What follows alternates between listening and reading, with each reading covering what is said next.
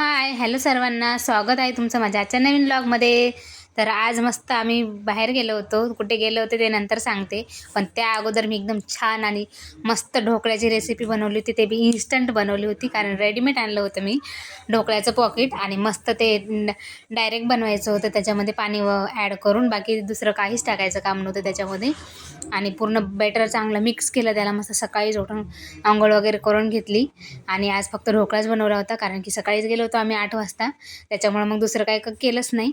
भाजी पोळी नंतर केली होती मी तिकडनं आल्याच्या नंतर. आणि मस्त त्याला जसं जसं लागते तसं तसं पाणी त्याच्यामध्ये ॲड केलं. जास्त पाणी टाकायचं नाही, कारण की रेडीमेड बेटर राहते, तर जेवढं असते तेवढंच पाणी घ्यायचं. तर 200 ग्रामचं होतं हे.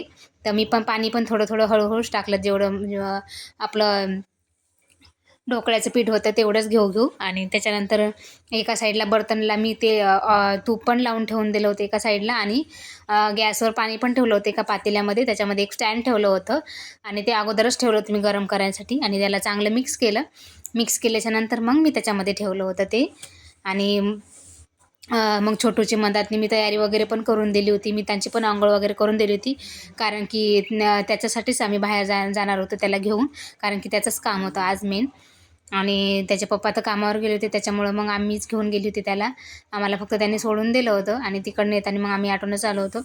आणि पूर्ण पाणी वगैरे बघा असं हळूहळू पाणी टाकून मिक्स करायचं आणि ठेवून द्यायचं. घरी कसं आपण बेसन आणा, त्याच्यामध्ये इनो वगैरे ॲड करा, आणि हळद मीठ सगळंच म्हणजे हे करावं लागते, ॲड करावं लागते. त्याच्यामध्ये असं काहीच करायचं काम नाही.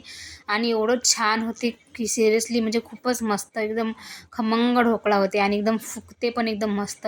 आता मी समोर तुम्हाला दाखवीनच झाल्याच्या नंतर की किती साईज होती आणि किती साईजचा झाला. आणि टेस्टला तर सांगूच नका, म्हणजे जसा पाहिजे तसा सेम झाला होता, जसं दुकानामध्ये मिळतो तसाच झाला होता. आणि अशा प्रकारे चांगलं मिक्स करून घेतलं मी आणि मग गॅसवर टाकून दिलं होतं. आणि गॅसवर होईपर्यंत माझी पण मी आंघोळ वगैरे करून घेतली होती. पिनूची पण तयारी करून दिली होती मी, त्यांची तर अगोदरच करून दिली होती. आणि त्याला ज्यूस बनवून दिलं होतं मी सकाळीच, कारण की मी रोजच बनवते. तर मी आज थोडंफार ते ज्यूसची पण तुमच्यासोबत रेसिपी शेअर करणार आहे समोर. पण अगोदर हे बेटरचं वगैरे टाकून घेते. आणि मी त्यांच्या स्कूलमध्ये स्पोर्ट डे होता आज त्याचा, म्हणजे स्कूलमध्ये नव्हता, त्याच्या दुसऱ्या ब्रँचच्या स्कूलमध्ये होता, त्या तिकडेच जायचं होतं. आणि सकाळीच त्यांनी 7:45 वाजताच बोलवलं होतं, त्याच्यामुळे मग आम्ही सकाळी 6 वाजताच उठली होती. आणि उठल्याच्यानंतर अगोदर मी अंघोळ वगैरे करून घेतली होती, कारण मुलं झोपून होते. आणि ढोकळ्याचं हे बेटर करून घेतलं होतं आणि त्याला पाणी वगैरे ठेवलं होतं मिठासला. आणि त्याच्यानंतर म्हटलं मग मी बाकीचे दुसरे कामं करतो. आणि भाजी पोळी काय एवढं सकाळी जात नाही म्हटलं, त्याच्यासाठीच मग मी ढोकळ्याचं पॉकेट अगोदरच आणून घेतलं होतं संध्याकाळी. आणि त्याला ज्यूस बनवून दिलं होतं याला मिठासला. त्याच्यामध्ये फुटाणे आणि काजू बदाम आणि गूळ मनुके वगैरे ॲड करत असते मी, आणि खजूर थोडेसे, कारण की गोड लागलं तरच मुलं खातात. बॉर्नव्हिटा टाकल्यापेक्षा असं बनवून दिलं तर कधीही चांगलं. आणि त्याच्यानंतर जसं लागलं तसं दूध घ्यायचं, पण एवढ्या सकाळी दूधवाला काय आला नव्हता, त्याच्यामुळं मग मी पाणीच ॲड केलं होतं, कारण रात्रीनं लक्षच नाही राहिलं दुधाची पुडी आणून ठेवायची. आणि हे बघा ढोकळा पण शिजला होता एका साईडला. मग त्यालाच तडका पण करायला घेतलं होतं, कारण की 8 वाजले होते, तरी पण तयारी अर्धी राहिलीच होती. आता छोटू आहे त्याच्यामुळं काय करावं, थोडंसं लेट होतेच, पण तरी प्रोग्राम काय चालू नव्हता झाला, पण तरी लवकर लवकर करण्याची पूर्ण कोशिश केली होती मी. आणि त्याच्यानंतर त्याला तडका वगैरे देऊन दिला. एका साईडला चहा पण ठेवला होता मी मस्त, आणि चहा वगैरे पिऊन झाला होता. आणि मग ढोकळा मी डायरेक्ट याच्यामध्ये डब्यामध्येच पॅक करून सोबतच घेऊन गेलो होतो, आणि तिकडेच मग आम्ही नाश्ता वगैरे केलं होतं. दुपारपर्यंत राहायचं होतं, त्याच्यामुळे त्यांनी टिफिन पण सांगितला होता, पण टिफिन मग आम्ही मागून बोलवला होता नंतर. आणि मी बघा तुम्हाला स्पंज दाखवते कसं झालं ते बघा. साईज याची किती कमी होती आणि किती छान फुलला बघा. एकदम मस्त असं दाबून पण बघितलं ना, तरी पण तो म्हणजे खूप मस्त झाला होता, एकदम जसा पाहिजे होता तसाच झाला. आणि मी त्याला पण खूप आवडला, त्याच्या पप्पाला पण खूप आवडला. तसं मी घरी पण बनवत असते घरच्या बेसनाचं कधी कधी, पण आता म्हटलं डायरेक्ट रेडीमेडच घेऊन घ्यावं, म्हटलं त्याचंच बनवून घ्यावं. आणि टेस्टला तर मी म्हणजे असं बनवेल आहे 2-3 वेळेस, त्याच्यामुळे मग छान. ढोकळा थंड होईपर्यंत मी माझे कामं म्हणजे करून घेतले होते सर्व, आणि तयारी पण करायला घेतली होती माझी, कारण बाकीची सर्वांची तर झालीच होती. आणि पिनूची पण थोडीफार करून दिली होती त्याच्या पप्पानं, आणि राहिलेली मी करून दिली होती. आणि थोडंसं त्याला खाऊ पण घातलं, कारण की मग नंतर तो चिडचिड करते, आणि 10-10:30 वाजता त्याचा झोपायचा टाईम होते, त्याच्यामुळं मग त्याला अगोदरच खाऊन म्हणजे घालावं लागते. तर जास्त नाही, पण थोडंसंच त्याला ज्यूस पिला होता त्यानं तसा, आणि थोडंसं दुसरं दिलं. आणि मग लॉक वगैरे मारलं आम्ही घराला आणि त्याच्यानंतर मग आम्ही बाईकवर यायच्या पप्पाने आम्हाला नेऊन घेतले आणि पोहोचल्याच्यानंतर बघा मस्त मुलं असे रेडी झाले होते. त्यांचं ते चालू होता प्रोग्राम असते तो. आणि सगळे म्हणजे दुसऱ्या पण शाळेचे होते, असे 4-5 प्रकारच्या शाळेची मुलं आले होते तिथे.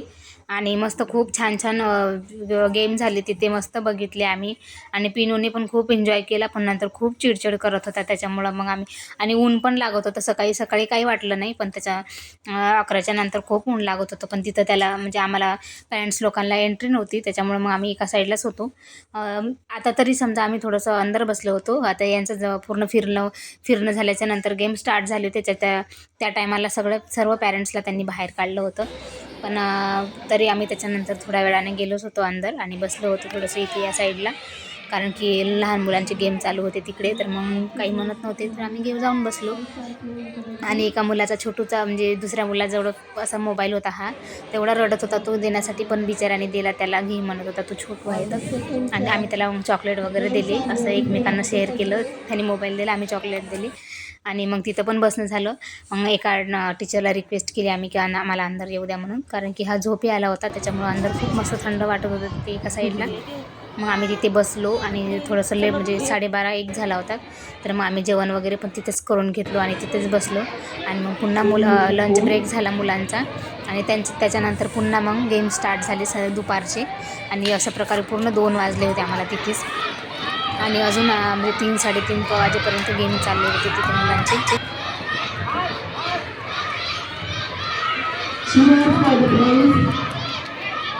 They are playing ball, color ball. It is ball, color ball. Ball, color ball. It is a team game. It is team game.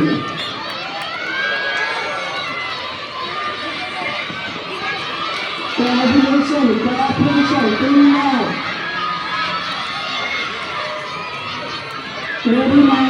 Game तर काही संपत नव्हते, पण पिनू खूप चिडचिड करत होता. मग आम्ही त्याच्या टीचरला रिक्वेस्ट केली की आम्ही घरी जातो, म्हटलं सर्टिफिकेट वगैरे ते तुम्ही मंडेला त्याला देऊन देसान.